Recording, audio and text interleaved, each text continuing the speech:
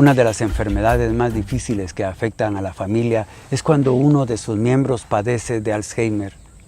Los estudiantes de la Facultad de Comunicación de la Universidad Mesoamericana realizaron un trabajo excelente para tratar este tema con la presencia de una honorable familia que, a pesar de su propio dolor, comparte cómo han enfrentado este padecimiento en uno de sus seres queridos. Casa, manzana, pelota, silla.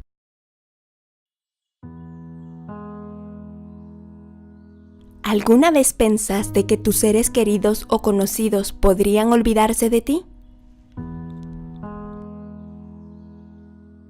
Según la Organización Mundial de la Salud, existen 103 tipos de demencia. De los 50 millones de personas que sufren algún tipo de demencia, el 60% corresponde a Alzheimer.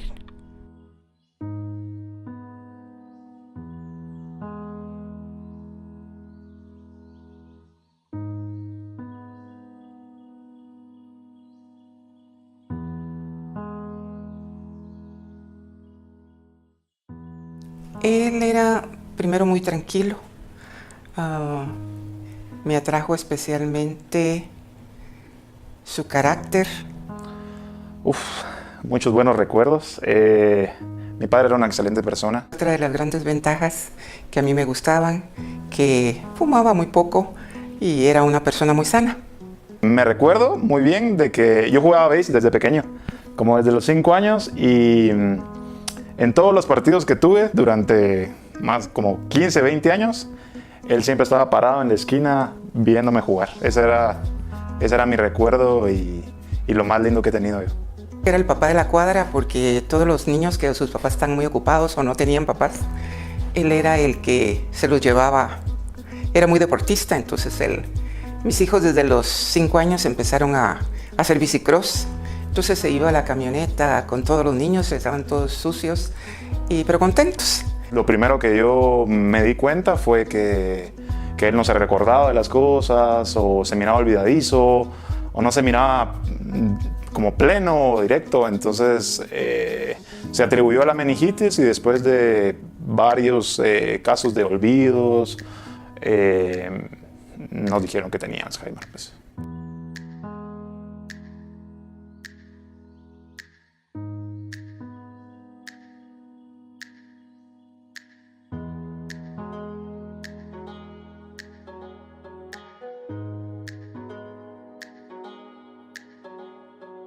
Los síntomas típicos generalmente es el inicio o la pérdida de memoria, como pues, su nombre lo dice, que se manifiestan más por el olvido de inicialmente dónde se pueden dejar objetos, donde el nombre de personas. Por ejemplo, muchas veces el paciente se empieza a desubicar, el paciente puede empezar a tener problemas posteriormente de conductas o emocionales.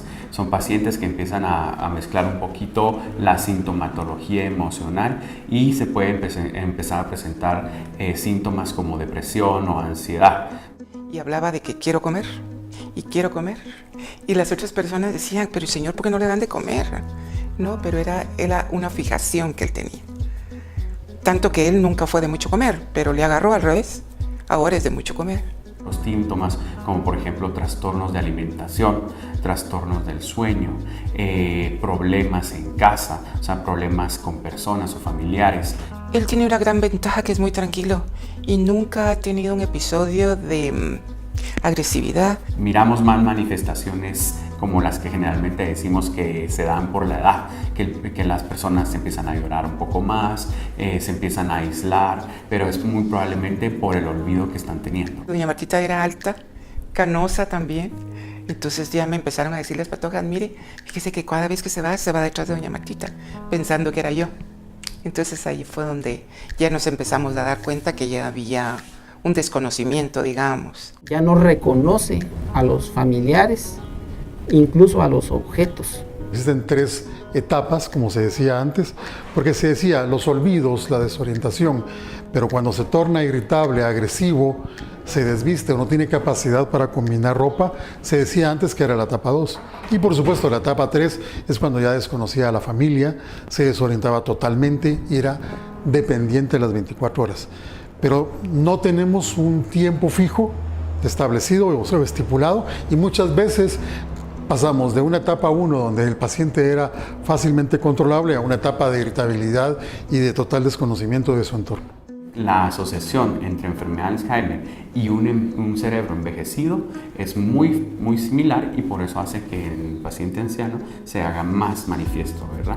Eso por un lado, y por otro lado, pues prácticamente la enfermedad de Alzheimer es propiamente o es más incidente en la población anciana, ¿verdad? La licenciada fue la que confirmó el deterioro que estaba sufriendo. Entonces ya empieza uno a fijarse un poco más. Ya estábamos confirmados con las tomografías, con la parte psicóloga clínica y con el neurólogo. Los diagnósticos diferenciales de la enfermedad se tienen que hacer a base primero de clínica, de un análisis neuropsicológico para establecer, digamos, los diferentes tipos de problemas que presenta el paciente, un análisis psiquiátrico inclusive. Y la diferenciación se hace con enfermedades como delirio, depresión inclusive, psicosis, si ves ahí son varias enfermedades, demencias de tipo vascular, es decir, que pueden presentarse lesiones microinfarto, digamos, de vaso pequeño a nivel cerebral, hidrocefalia a presión normal. Es otra enfermedad que también entra dentro del grupo de las demencias.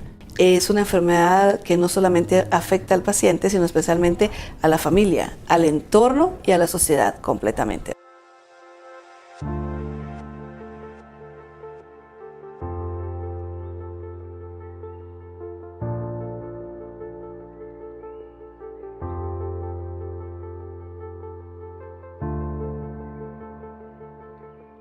Como toda enfermedad terrible, es lo más duro porque estás viendo a un padre, a una madre, a un abuelo, no poder regresar en el tiempo y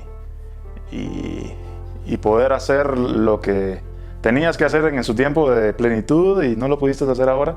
Entonces es bien complicado. Lo que más me doy cuenta es el deterioro que ha tenido y eso es una parte súper difícil para toda la familia. Vi que en una prensa libre una de mis hermanas me avisó que en la Asociación Ermita daban pláticas sobre la información de la enfermedad. Entonces fui y cabalmente ese día había empezado el curso para el cuidado de los enfermos. Entonces me dijo la señorita, usted vino muy temprano, vaya a la plática del doctor y oiga y lo que pueda.